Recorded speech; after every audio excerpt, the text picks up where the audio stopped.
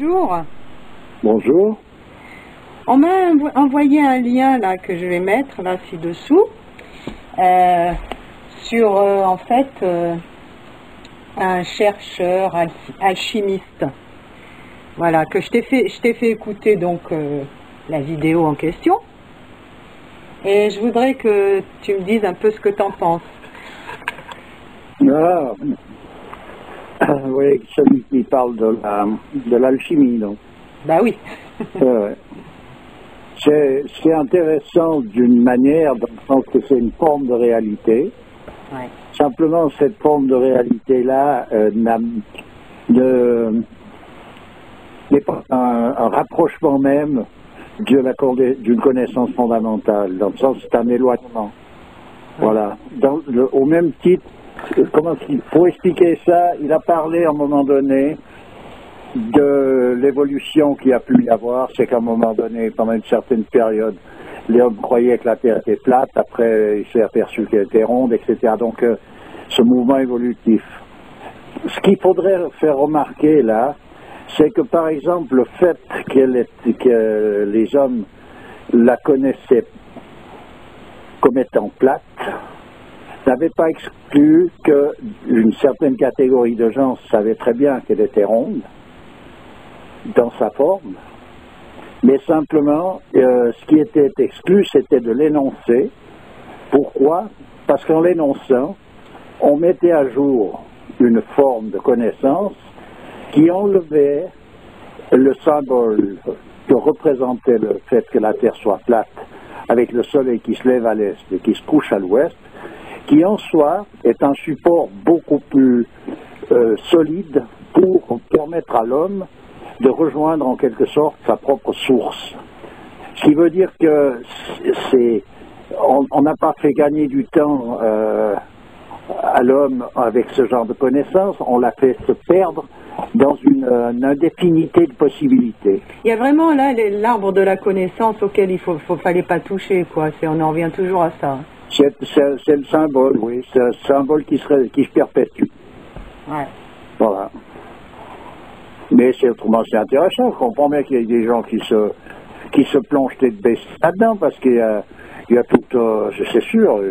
Mais moi, ce que je ne comprends pas, c'est qu'une personne, bon, tu vois, il a des explications sur la lumière, comment ça marche, la matière qui se ferme, qui laisse pas pénétrer la lumière, etc. Bon, il y a tout un tas de choses qu'il a perçues, et que ces conclusions ne l'amènent pas à la prise de conscience de l'existence d'un principe universel qu'on appelle Dieu.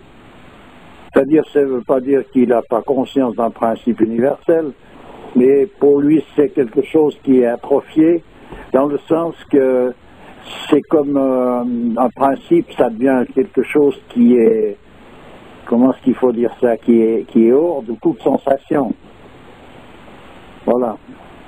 Voilà comment c'est envisagé.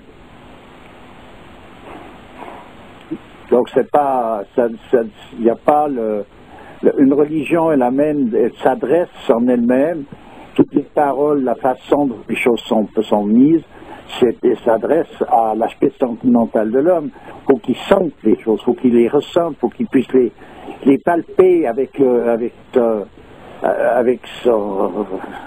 ses sens, on peut dire. Voilà. Donc, avec son sentiment, il faut que ça puisse être palpable. Alors évidemment que quand on parle de principe, on n'est plus dans la même histoire. Par contre, c'est une séparation qui s'est faite entre la religion et la science, qui est une erreur totale. Dans le sens que ça doit marcher de pair. Il ne faut pas, c'est de nouveau, ça fait partie des sciences envisagées selon le point de vue profane, c'est-à-dire la science moderne, où on décompose le produit en une multitude de particules au lieu de le rassembler. Pourtant, il en parle de cette unicité, de cette... Oui, mais d'une manière un peu renversée. Mais c'est intéressant, je te dis, c'est une forme de réalité, mais simplement, c'est une forme de réalité qui amène, à un moment donné, à une dispersion supplémentaire. Bah, la preuve, c'est qu'à la finale, il dit je ne suis pas croyant, Dieu merci. Ça, c'est encore sujet à caution après tout ça. Oui, parce qu'il peut rejeter tout un système, mais fondamentalement être croyant sans le savoir.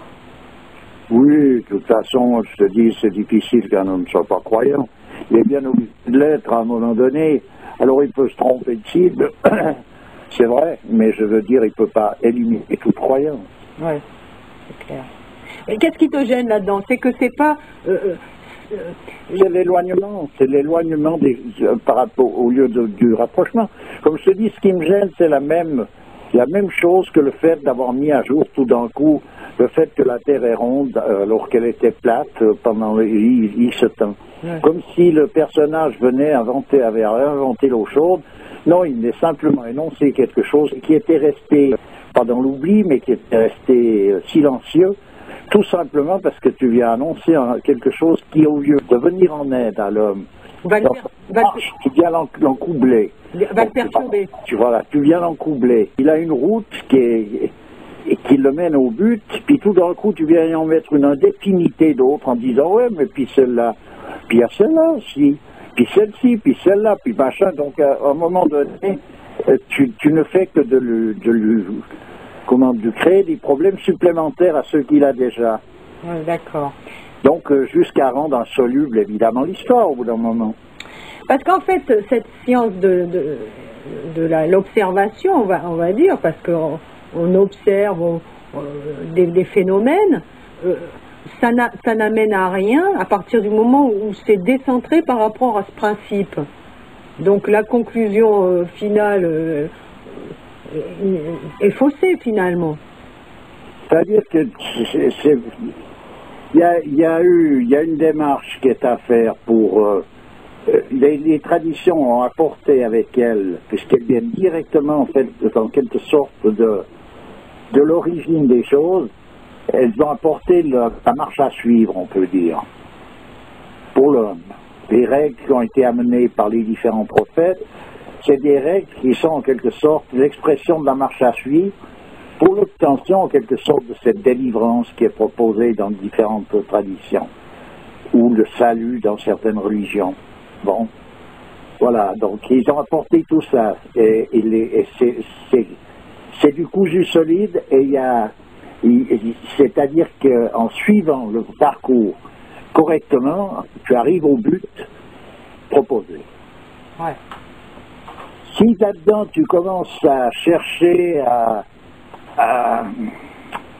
tourner ça d'une autre façon, parce qu'on peut toujours, hein, tu fais apparaître d'autres choses, etc.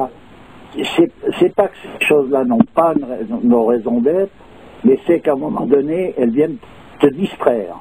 Et la distraction, justement, elle va à l'encontre de la recherche proposée en question.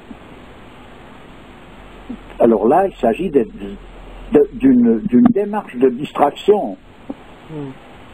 Donc finalement, celui qui interviewait, il n'avait pas tort. Vaudrait mieux rester dans le silence que de développer toutes ces explications, quoi. Ah, à un moment donné, c'est ce qui est proposé d'ailleurs dans les éditions traditionnelles. Et nous aussi alors, par la même occasion, on devrait la boucler, non? C'est-à-dire, sûrement, ça n'empêche pas, bien sûr, mais à un moment donné, on peut être condamné aussi à parler d'une chose parce qu'elle est tellement d'actualité, elle est tellement là, que tu ne peux plus la laisser sous silence. On est au temps de la mise à jour. L'Apocalypse, c'est la mise à jour. Donc tout doit être mis à jour. Ben, de la même manière qu'il le fait lui, sauf que il relie pas ça au principe. C'est là où il se fourvoie, le gars. Je sais pas où il se fourvoie, ça le regarde. Moi, je vais pas m'occuper de ses affaires dans ce sens-là. Ce que je sais, c'est que voilà, cette forme de réalité-là, cette démarche, elle est simplement un handicap supplémentaire. Ouais. Voilà, c'est tout. Oui, mais tu vois, à un moment donné... On peut développer où il se pourvoie pas, etc., parce qu'on continue, donc. Oui. Mais tu vois, des fois, bon, à un moment donné, il a des explications super cohérentes de plein de choses qui peuvent arriver à une certaine compréhension quand tu es croyant. Et les choses d'un coup, tu vois, c'est comme un puzzle, tu vois, c'est telle pièce, telle autre pièce, et puis toc, il y a le tableau qui apparaît. Et en fait, ça peut venir apporter quelque chose dans la compréhension de cette vérité-là. Moi, je sais que c'est difficile d'apporter une compréhension. On crée plutôt une distraction. C'est pas possible autrement. En tout cas, ce que je peux conseiller à des hommes qui font partie d'une tradition, d'une religion, c'est d'accomplir ce qu'ils ont à accomplir pour être en ordre en regard de cette tradition, en priorité. Et puis, ils verront bien la suite, mais il ne faut pas lâcher prise avec ça, parce qu'il y a un moment donné où les considérations, justement, quand on commence à pénétrer dans certains aspects des choses, où tu vois plus la raison de faire ceci ou de ne pas faire cela, tu vois plus, il n'y a plus de raisons qui soient des raisons vraiment solides, tout devient donc relatif. Oui, d'accord. D'ailleurs, il a parlé d'Einstein avec... il y avait cette disposition de relativité où tout est relatif. Simplement, le problème de la relativité, c'est que si tout est relatif, c'est vrai, mais ce qui est donc le plus relatif là-dedans, c'est la relativité comme telle. Et ça veut dire qu'à un moment donné, pour qu'elle soit relative, il faut qu'elle soit relative par rapport à quelque chose. Ce qui veut dire, c'est par rapport à l'absolu. Oui. Voilà. Donc c'est là où il faut faire attention dans les déviances que peut procurer ces différentes connaissances. Il est clair que quand on parle de relativité, c'est par rapport à l'absolu. C'est comme ça que ça doit aller, ou bien on met les objets en choses relatives par rapport aux autres. Ce qui veut dire que c'est chaque fois des mondes à eux tout seuls, mais c'est des idiosyncrasies. Ouais. C'est quelque chose qui tourne en rond sur lui-même, qui est logique, donc, et qui tient debout en lui-même. Mais je veux dire, il est dissocié d'un ensemble. C'est le problème des chercheurs. J'ai eu affaire à un chercheur récemment où je lui ai dit, vous cherchez tellement les petits détails à un endroit que vous avez oublié la dimension de l'ensemble. Et il était obligé de le remarquer.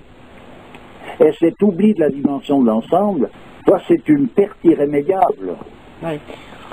En fait, c'est cette conscience universelle, cette conscience du tout dans laquelle on est qu'il faut avoir, qu'il ne faut pas perdre de vue. Voilà, puis il ne faut pas la perdre de vue dans tous les sens. Il y a quelque chose d'ailleurs, la vie pratique sur Terre, elle a un côté où elle nous rappelle à l'ordre, de par ses nécessités, qui sont des apparences de trivialité, mais on peut faire des grands discours, on peut refaire le monde avec des discours gigantesques, mais quand on a besoin de pisser, il faut y aller tout seul, et il faut y aller. Voilà, tu vois, donc on se fait réduire à plus rien, mais se réduit à plus rien, à quelque part, il devient beaucoup, parce que si tu la loupes, ça va pas faire. Tandis que dans les théories, dans les discussions et les théories, on peut tout oublier, les choses les plus élémentaires et les plus incontournables, etc. On peut tout oublier. On arrange ça, c'est ça, arranger les noix sur un bâton. C'est pas un problème. Ouais. On peut même les arranger, comme j'ai dit, dessous le bâton. Comme ça, on les voit même pas, ils prennent pas de place. Alors, ce que j'ai trouvé intéressant, c'est l'analogie qu'il a faite de la chute originelle avec les multiples chutes successives qu'on a dans nos existences. Tu vois, on est tombé du paradis, on tombe malade, on tombe enceinte, on tombe amoureux, etc. Et puis à la fin, finalement, on tombe dans la tombe, quoi. Et je trouvais ça pas mal. Je veux bien tout ça, mais il y a un côté...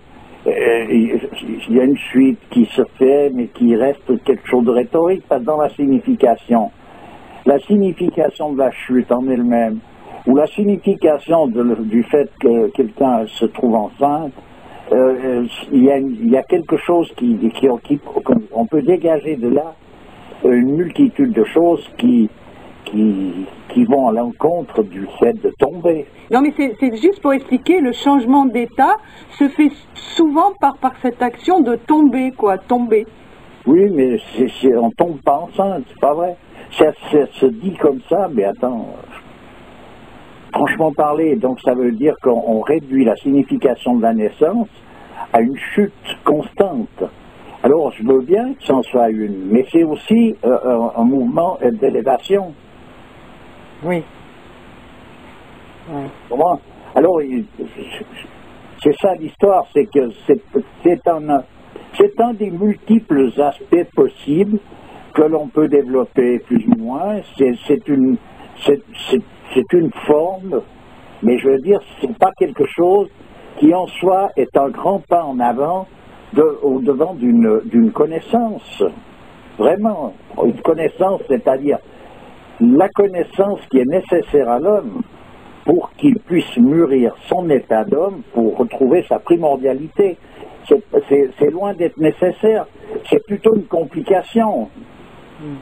Alors à présent, qu'elle soit valable, cette complication, pour celui qui l'énonce, parce que lui, il vit la chose de cette manière-là, c'est ok, mais simplement de la disperser, de la vouloir la partager avec son entourage, c'est là où le problème commence à se mettre en place. Parce que l'entourage en question ne va pas pouvoir suivre la même exactement que lui. Il y aura quelque chose qui frotte, ça sera toujours des mondes séparés. Et puis donc, le fil d'Ariane a disparu. Ce qui veut dire que chacun se retrouve avec un circuit fermé, mais il n'a pas le mode d'emploi. Ouais, d'accord. Voilà. Mais je te dis bien, hein, c'est intéressant.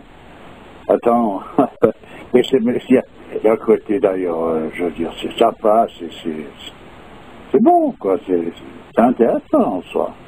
Mais c'est comme curiosité. Ouais, d'accord. Voilà, c'est la curiosité de l'époque, de la mise à jour de systématiquement tout, puisque tout doit être mis à jour. Ce qui n'est pas toujours en notre faveur, on l'aura bien compris. Mais la faveur ou la défaveur, c'est une autre affaire. Ouais. Ok. Voilà. Eh bien écoute, je te remercie bien. Mais c'est toujours avec plaisir. Et je te souhaite une bonne journée et bonne année au fait. Oui, pareil. J'avais oublié. Et à tous nos auditeurs. Et à tous les auditeurs. Ouais. Tu crois qu'elle sera bonne? Ah mais je ne peux pas être autrement que bonne. On va se donner du courage, hein. Bon, écoute. Ok. À bientôt. À bientôt, au revoir.